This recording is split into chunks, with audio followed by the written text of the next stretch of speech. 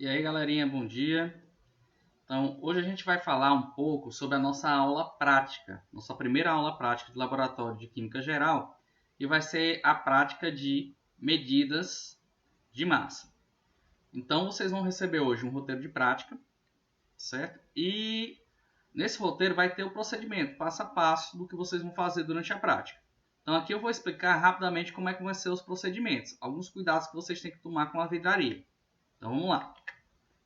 Então, a prática ela vai estar dividida em 4 partes. A parte A é chamada medida de volume. Como é que vai ser feita essa parte? Então, no laboratório, vocês vão ter 2 vidrarias envolvidas nessa parte. Uma vai ser a bureta, que é essa mocinha aqui que parece uma pipeta, só que tem uma válvula aqui embaixo. E no início da prática, vocês vão preparar essa bureta com 50 ml, completando esse volume até o zero. Então, a marcação de volume da bureta, ela começa de cima para baixo. Então, completar a bureta até zero significa colocar água até a marcação zero. Como é que é feito isso? Primeiramente, vocês têm que entender o posicionamento da válvula. A válvula da bureta, ela tem 2 posições. Aberta, quando ela está vertical. Desse jeito, se você colocar o líquido, tem que ter cuidado, porque senão vai cair até o chão. Antes de colocar o líquido, certifique-se que ela está na posição fechada. Na posição fechada é quando a ponta da válvula ela vai estar horizontalmente, ou seja, vai estar perpendicular ao vidro. Então, lembre-se sempre de colocar primeiro na posição fechada. Colocou na posição fechada, como você vai colocar a água, o que você vai fazer? Vai pegar a piceta, que é esse instrumento aqui, e vai começar a xeringar a água dentro da bureta. Lembrando da posição, deixa sempre fechada. Essa posição aqui já está errada. Só que tem um probleminha. Se você deixar a válvula fechada, vou dar aqui um zoom para vocês prestarem atenção. Tem um espaço aqui no fundo que vai ficar vazio, porque a água não pode descer. No procedimento correto, esse espaço tem que ser preenchido. Professor, como é que eu vou conseguir preencher se a bureta está fechada? Calma. Você vai fazer uma técnicazinha que é bem simples. Você vai colocar um pouquinho mais de água do que deveria. Então tá aqui a marcação do zero. Coloca um pouquinho mais de água. Em seguida faz o quê? Você vai abrir a bureta devagar. Por que é devagar, professor? Porque basta ficar gotejando. Na hora que você vai abrindo devagar, ela vai abrindo gradualmente e ela começa a gotejar. Primeiro em câmera lenta, depois vai acelerando. Começou a gotejar, você vai ver que o nível vai baixar. Aí você fica observando o menisco aqui do zero. Professor, o que é o menisco? É a marcação do volume dentro da bureta. Então, como vocês sabem, a água ela vai interagir com a parede do vidro. Então, em vez de ser uma linha reta que a água vai ficar, ela vai ficar inclinada por conta da atração que ela sofre pelo vidro. Nessa inclinação, vocês vão ver uma curva desse jeito. A marcação certa do volume é a parte de baixo da curva.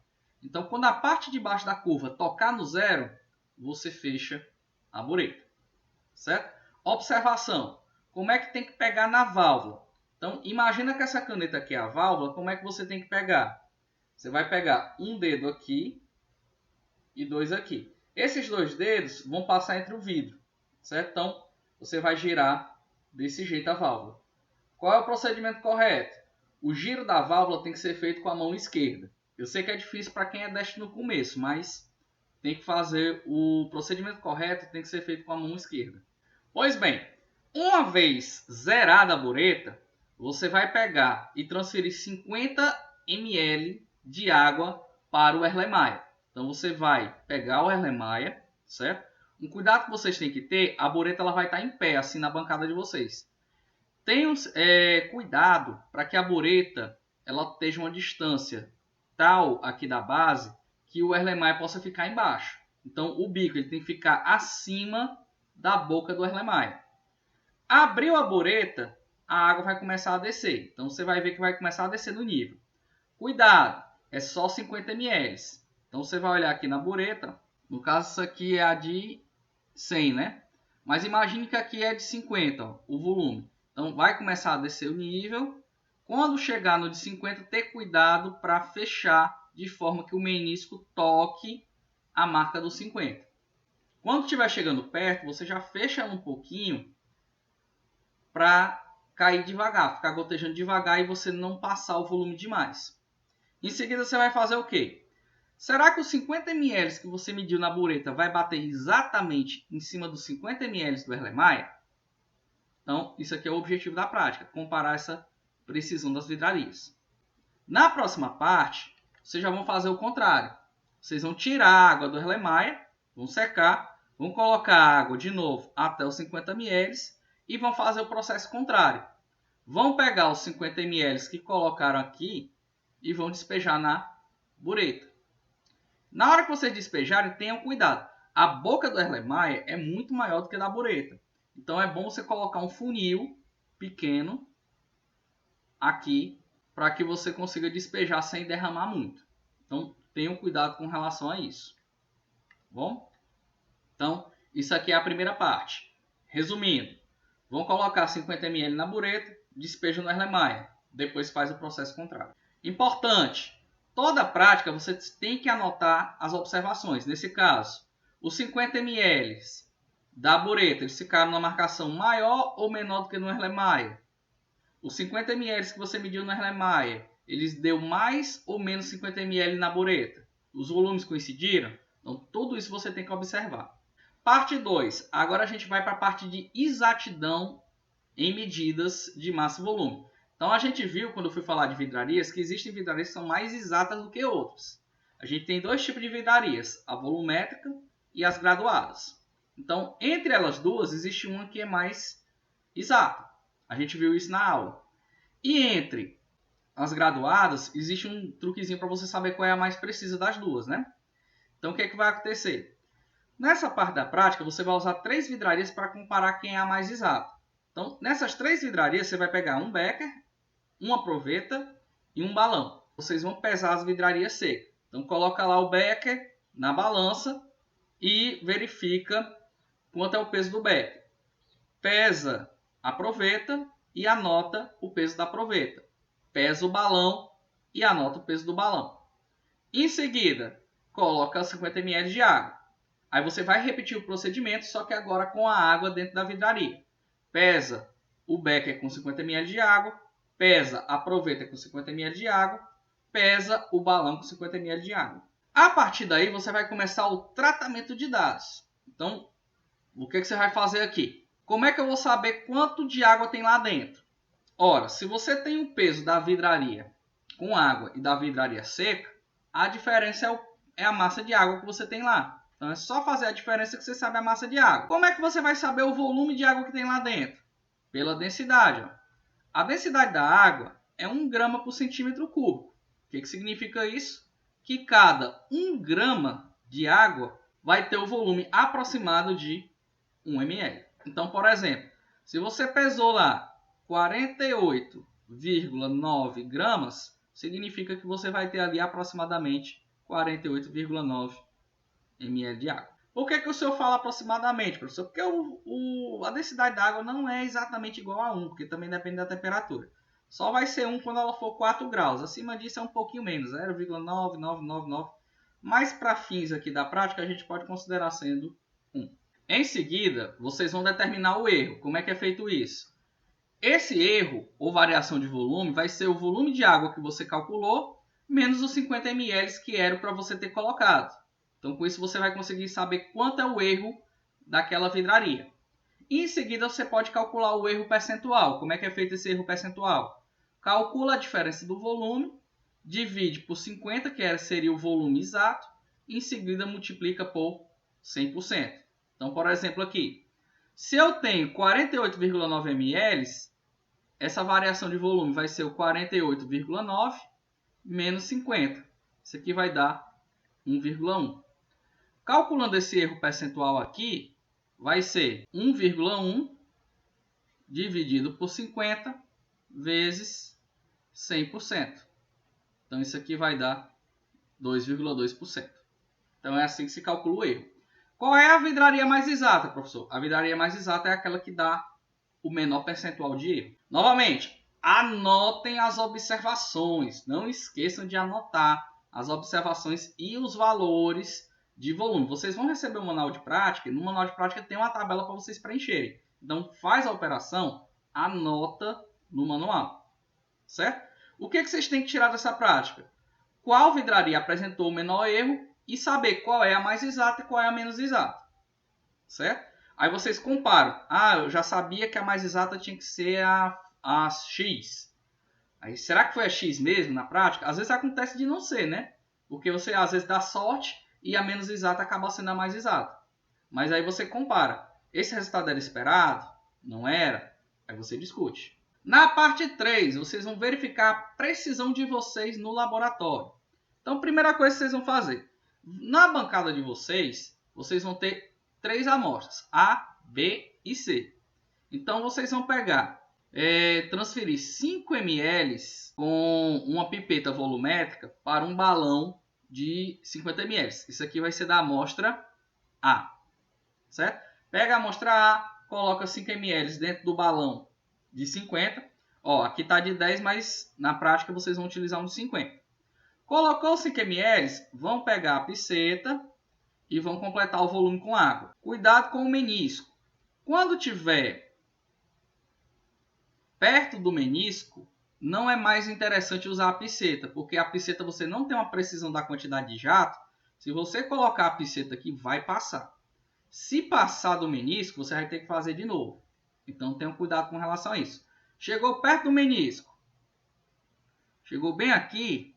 Aí você pega uma pipeta ou um conta-gotas para completar. Isso aqui tem que ser bem preciso para não errar na preparação. Em seguida, preparou 50 ml, você vai pegar 10 ml aqui e transferir para 3 erlemais distintos.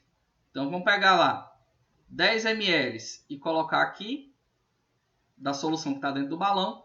10 ml colocar aqui. 10 ml colocar aqui. Ideal, se tiver disponível, utilize a pipeta volumétrica, porque ela é mais precisa. Próximo passo. Vocês vão pegar a solução C, ela vai estar no tubinho de conta-gotas, certo? Pode ser assim ou então aqueles remédiozinhos de colocar no ouvido, né? Aqueles conta-gotas pequenos, aqueles remédios de formato de conta-gota. Vão pegar a solução C e vão botar 2 gotinhas aqui, 2 gotinhas aqui, 2 gotinhas aqui. Colocou as 2 gotinhas, o que vocês vão fazer? Vocês agora vão pegar a solução B e colocar na bureta. Mesmo jeito que vocês fizeram na parte A.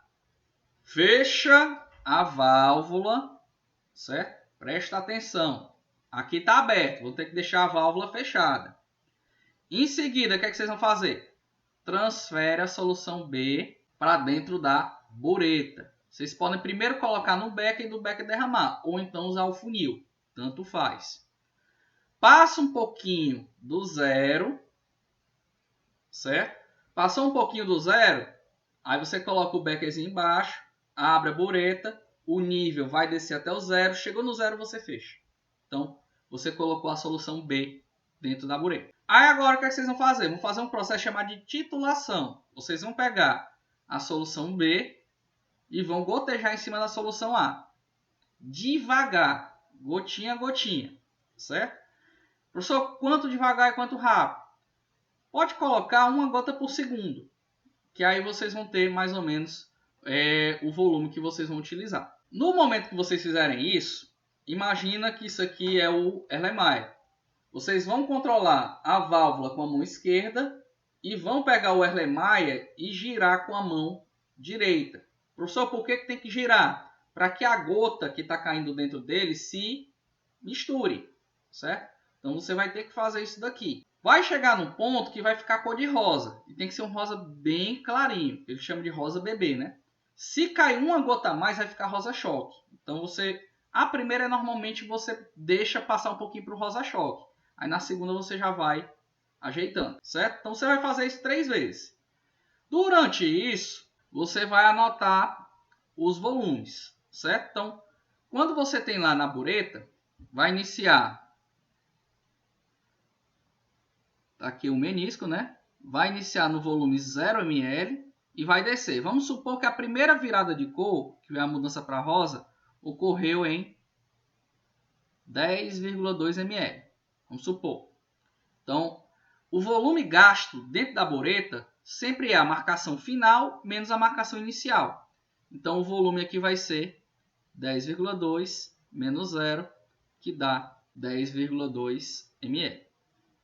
Não precisa recarregar a bureta para fazer. Você pode continuar no volume que parou, certo? Tendo esse cuidado de marcar o volume inicial e o final. Então, por exemplo, se a primeira terminou no 10,2, você vai abrir a bureta de novo e ela vai continuar a gotejar. Aí você já sabe que é em torno de 10 ml, então você já pode abrir ela mais um pouquinho. Quando estiver perto do 10, aí você já fecha para gotejar mais devagar. Por exemplo, quando chegar no 18, você pode deixar caindo um pouquinho mais rápido que aquela gota por segundo até o 18. E quando chegar no 18, você diminui, fecha um pouquinho ela para ela ficar gotejando.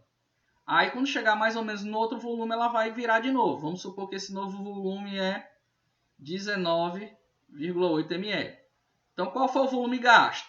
Vai ser o volume final menos o volume inicial. Esse volume vai ser 19,8 menos 10,2.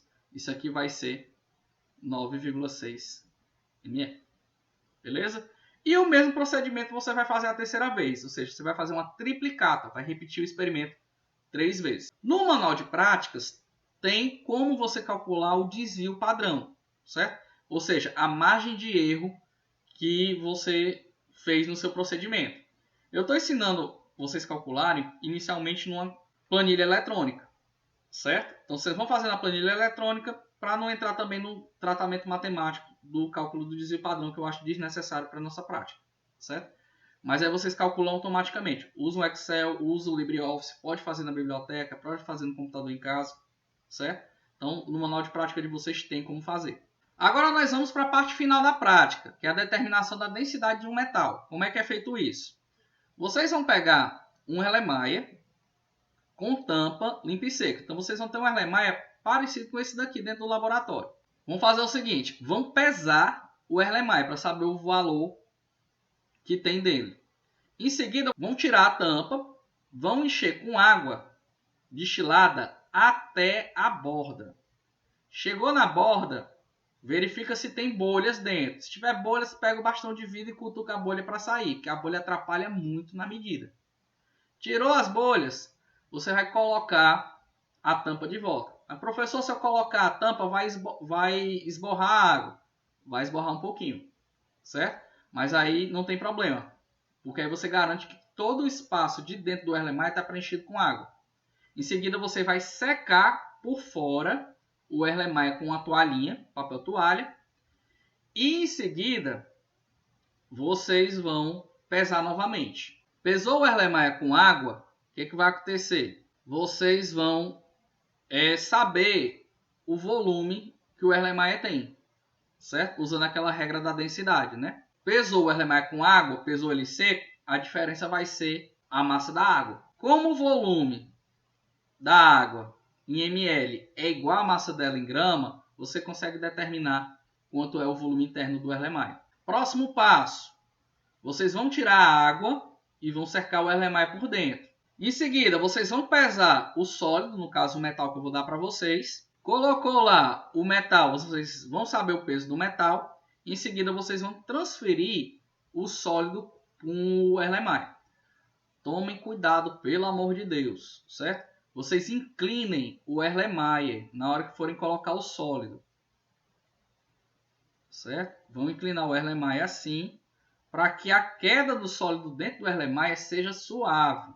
Se vocês colocarem verticalmente o sólido, e vamos supor um caso extremo, é chumbo, o chumbo vai passar direto do vidro e vai quebrar o fundo do Erlenmeyer. Então tomem cuidado com relação a isso. Fizeram isso, o que vai acontecer? Vocês vão encher o Erlenmeyer com água, só que agora com o metal dentro. Colocou o metal dentro, enche com água, tira a tampa, enche até a borda, coloca a tampa de volta, vai transbordar, não tem problema, certo? Transbordou a água, seca o Erlenmeyer por fora. Tem que estar bem seco. Professor, como é que eu vou saber que está seco? Se não estiver seco, vocês vão ver que a balança vai ficar oscilando o peso. Então, até secar, vocês têm que fazer isso. Pesou, vão anotar os dados no quadro 3. Qual é o quadro 3? É esse daqui. Ó. Aí vocês vão ter massa do Erlenmeyer seco, massa do Erlenmeyer com água. Aí vão calcular o volume da água, que é a diferença das duas massas. Em seguida, calcula a massa do sólido. Em seguida, vai colocar a massa do sólido, da água e do Erlenmeyer, que é o procedimento final. E você consegue saber o volume de água que estava lá dentro, fazendo a subtração das massas. Em seguida, você consegue fazer o volume do metal. Então, é assim que é feito a parte 4 da densidade. O que você tem que fazer nessa parte? Essa parte, você tem que determinar quem é a identidade do metal através dessa densidade. Chegou aqui, você vai obter o volume do metal e aqui você tem a massa do metal. Então, você pode calcular a densidade. A densidade vai ser a massa do metal dividida pelo volume.